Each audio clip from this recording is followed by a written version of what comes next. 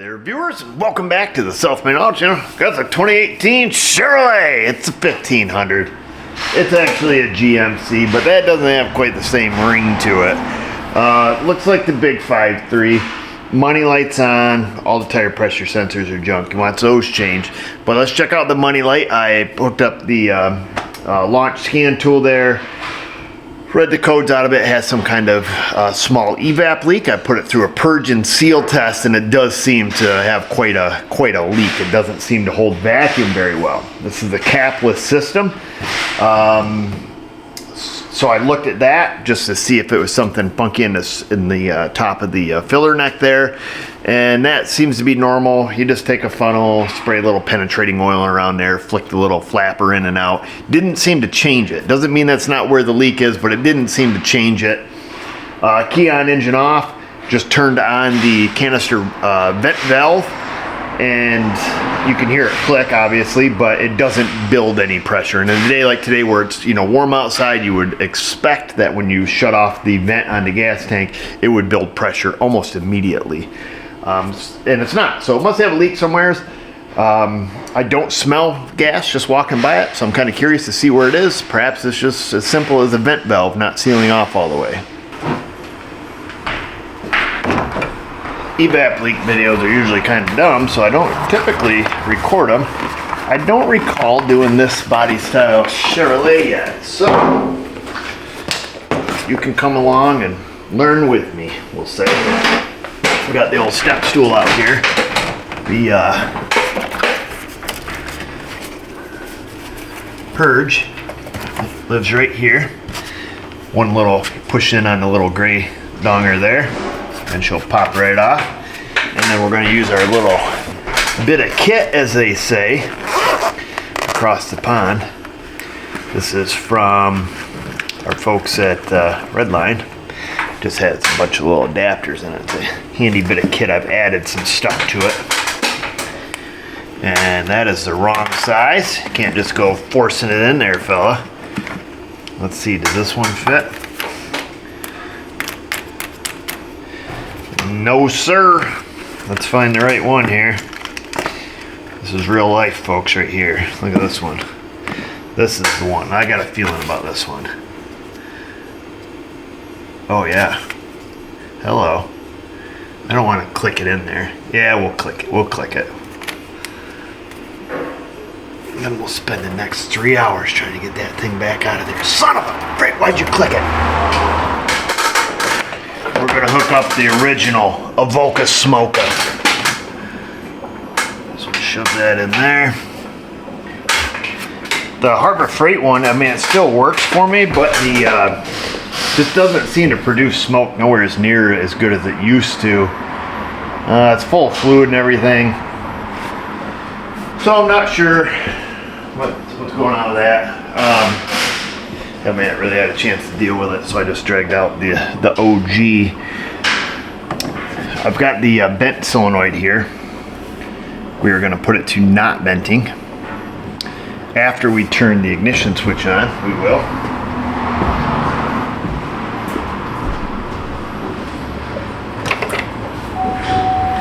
Alright, we have the ignition switch turned on. Now we will set this one to not venting. I just heard it click. We can see immediately we're building pressure. Let's just shut the Smoka off. And we can see the pressure decay happening already. So it's happening pretty quick. So we're gonna let it sit here and build pressure.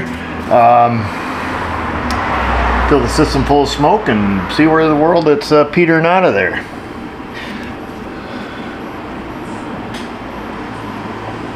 Yep, so I opened it back to venting and it went back to atmospheric pressure. Okay. And it's back closed again and back building pressure. All right, let's see what happens. I can smell the old gas now, boy. Get my wand down here.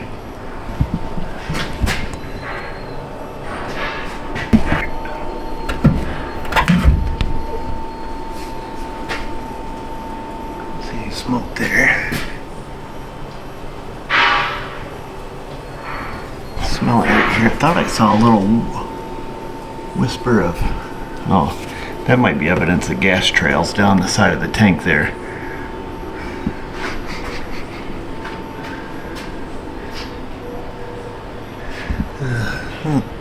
Sending unit might be all rotted out of it. Let me, I got too much of a breeze blowing through here, I think.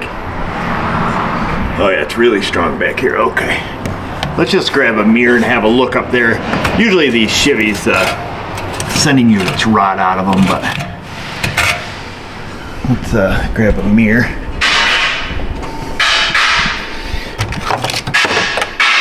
Have a little look-see. Oh, Chevy.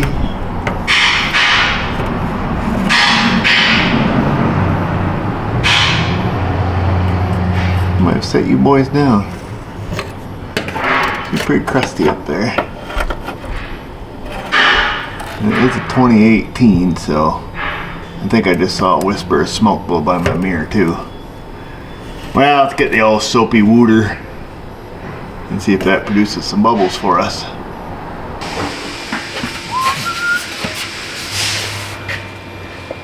Oh, better get my mirror, I guess, before I get up there squirting too much.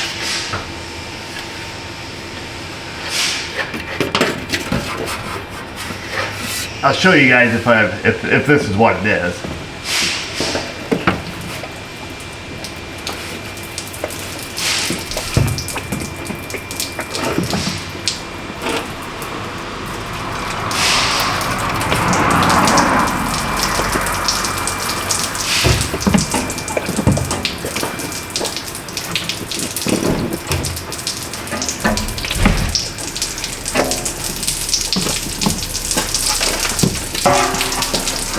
Oh, we got a bubbler.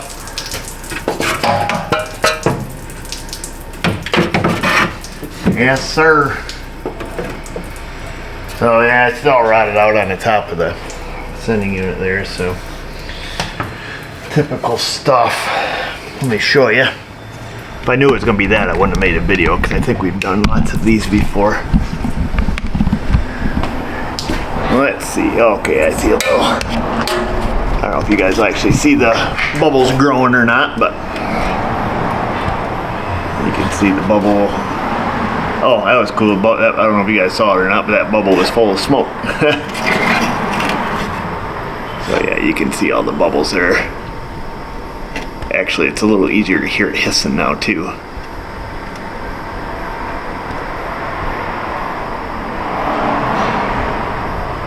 Alright, so yeah, not a biggie. Drop the tank, new pump, new lock ring. The good news is this one's a plastic pump, so we get to reuse the fuel lines. So the older Chevys there with the metal pumps, you can never reuse the lines because, well, just because. Let's see if there's half a chance of getting these strap bolts out. Kind of see what things look like here. Make sure the frame's not broke. These rear cross members like to rot out of these trucks. Up there, see, pretty crusty. I got a few more years left in it, but the straps there where they bolt on, that one doesn't look too bad. That one looks mint. I better knock on that, make sure that frame's not shot there. Let's go get the judge. Get all judgy on this thing. 7-year-old truck in New York is nearing its limit. The judge, can't really read it anymore. 10 years old, these trucks are usually pretty well spanked, but this is their big famous rot spot.